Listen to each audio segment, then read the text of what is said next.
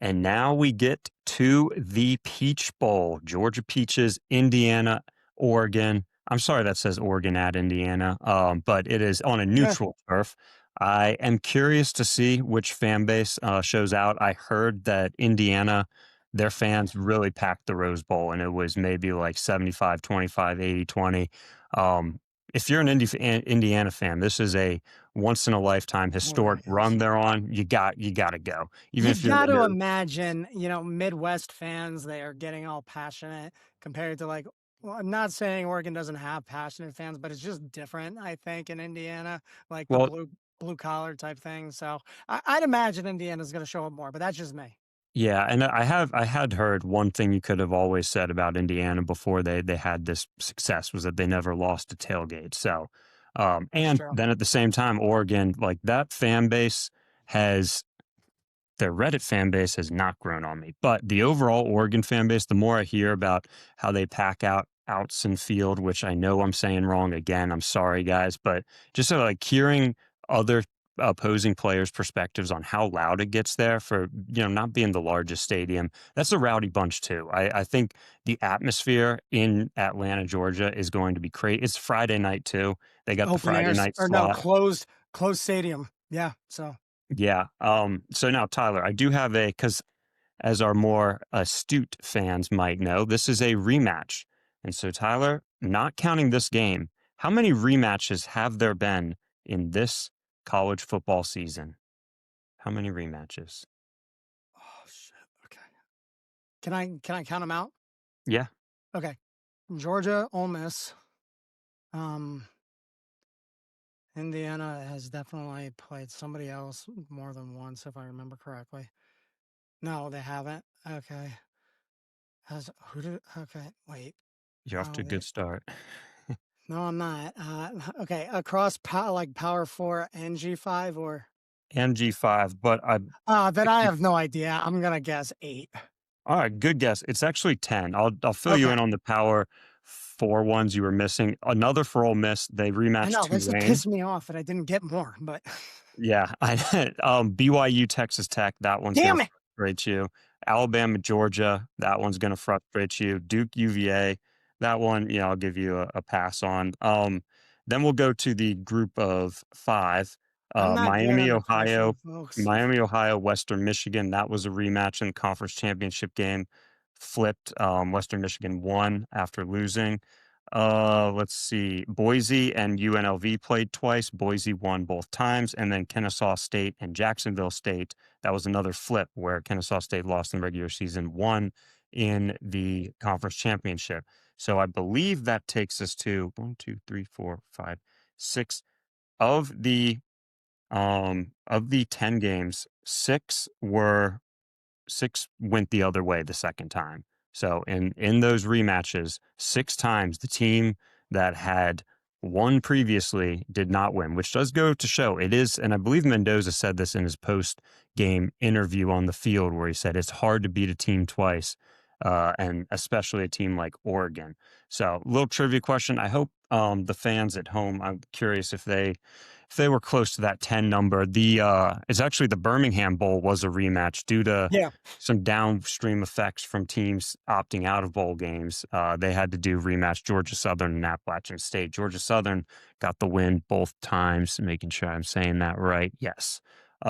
So this game though is I know we were excited for it in the regular season, and I know we both picked Indiana to cover. They yep. were 6.5-point underdog. We picked them to cover, not win That was outright. before we knew what Cignetti was doing. And that Yeah, was a real coming out party for it Indiana. I was, man. think, everyone was surprised what they ended up doing against Illinois, just dog walking them, but uh, going on the road. And that was the final score, obviously 30-20, but that game was neck and neck going into the fourth quarter. Mendoza actually had a pick 6 in the fourth quarter to He tie did. it up, if I'm And remembering that correctly. number, that score does not reflect the absolute pain that Dante Moore was in that game, dude. I Yeah, mean, he was sacked 6 times going towards the end of the game. He was rushed a lot and threw 2 interceptions while they were trying to do some hurry up offense. Um, Look, and do you mind if I take it for a little bit of yeah, analysis go here? for it. Um, there's Two options, I think, for Oregon right now. Dan Lanning has had a lot of time to prepare for Indiana and to fix the mistakes that they had before. So I think what they either need to do is one of two things. One, they need to just commit to that hurry up offense kind of thing where they know the pocket is going to collapse because right now they got Decorian Moore, Kenyon Sadiq, and Malik Benson all healthy. Okay. I think that they can beat Indiana's coverage enough that if they're quick on the plays, that they can, make enough perceptions. It's to the point where Dante Moore is not constantly feeling pressure from Indiana's just in the trenches defensive line. The other thing that they could do that fullback offense, do the, double end cover offense where they just shore up that line so they can give Moore as much time as possible. Maybe commit to some more up the gut runs for Dante Moore. He's a big dude. We know he can take some hits. So, are not saying that they should make it into a situation where he should take some hits, but commit to that run up the gut a little bit more. Yeah, they're gonna have to figure out something on the ground because for how well their defense did against Texas Tech last week, I believe their offense only rushed for 64 yards. And I think you're going to need to run for over 100 yards to beat Indiana. It's Yep. not the same as Alabama, where as I've said all season, Alabama needs to have the threat of a run game for their passing attack to really do anything. Or any team needs that. Any team needs to have a somewhat balanced approach to keep the defenses honest.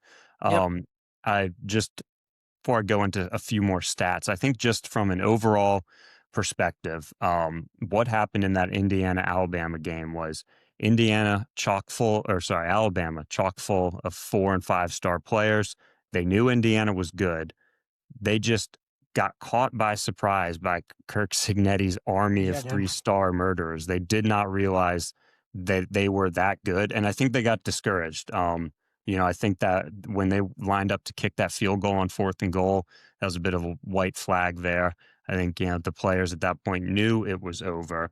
But Oregon's played Indiana before. They're not under any illusions that Indiana's overrated. Like they realize how good Yep. this team is. So even if Indiana comes out and hits them first, they're not going to get discouraged because they know that Indiana's good. Yeah. So, Kev, I want to talk storylines a little bit, if you don't mind, just hearing what you said about Oregon, knowing with Indiana. To that point, Indiana came out firing hot last week when they demolished Bama. We both know that. Now, listening to interviews with Cignetti, I think a big part of that has been he has had a lot of time to rein his guys back down to earth after a fantastic, regular season. And he's yelling at guys and still screaming at them in practices and all that fun stuff to the better point where he's been telling them, you have done nothing yet and you need to not act like it. And I think it's sunk in, and we saw last week. Now, the difference here is that since then, they have had a lot shorter time span, and they demolished a team that has been seen as the tyrant of college football.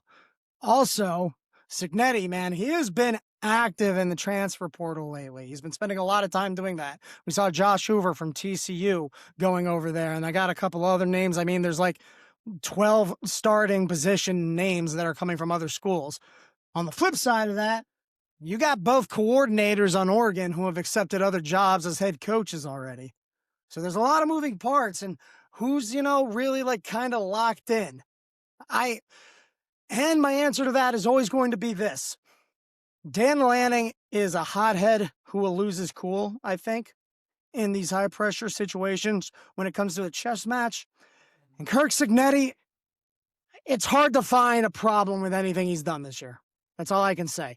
Just the way the guy locks in, even though he's been doing the transfer portal stuff, I think there is a world where Indiana might go down a little bit in the first half because Lanning's just been so prepared, coming up with crazy schemes with Stein ever since their last meeting.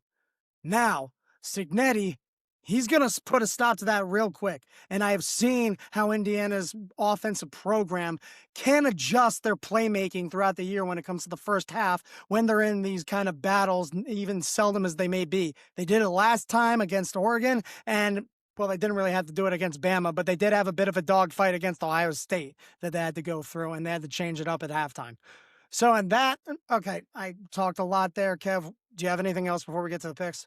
Just to keep it really short and simple, and by that Okay. I mean I got about another minute and a half of stuff to go through. It's a rematch game. I think what you need to do, you got to look at what were the factors in the first game and then see how both teams have been handling those factors. So, Yep. when we look at the first matchup, Indiana had the 6 sacks, as you mentioned, 8 tackles for loss. Oregon only had 1 sack.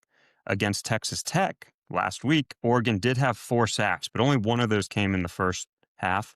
And 2 came later in the fourth quarter when they were just pinning their ears back and getting after it.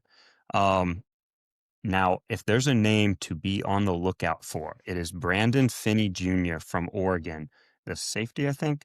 He has 3 interceptions on the year. Okay. Ooh, One of them make a note was of that. that pick six on Mendoza in the fourth quarter of their first matchup.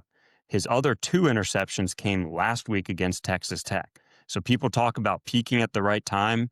This this one player on defense, Brandon Finney Jr., he might be peaking at the right time for this matchup. He also had a fumble recovery against Texas Tech. Just crazy game. We'll have to see. I think if you're Oregon, and this is another one of my dumb sayings because it's obvious, but you can't shoot yourself in the foot. I'm curious to see how the best named kicker in the league, Atticus Sappington, does. He went 3 for 4 last week, but he did miss a 36-yard field goal that would have completely iced the game. So we'll see. He was 1-1 on his field goals against JMU. Let's see. Only other thing, I think one storyline for both these quarterbacks, they're 2 of the most accurate quarterbacks in the country this year. I'm Julian saying I think was number 1, but they're number 2 and 4. However, Mendoza was only 15 of 23 last week against Bama. Now, that was more than enough. But Dante Moore was 26 for 33 against Texas Tech.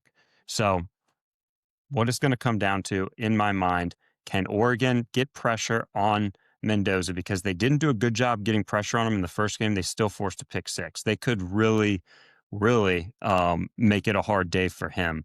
But I don't think this Indiana team is under any sense of false security because they beat them once. I think they understand that was back in October. This is a whole new year. It's 2026. This is a talented Oregon team. Indiana only 10 penalty yards against Alabama. That's pretty good. Let's see. I think that is the only other thing, and I think this is the elephant in the room.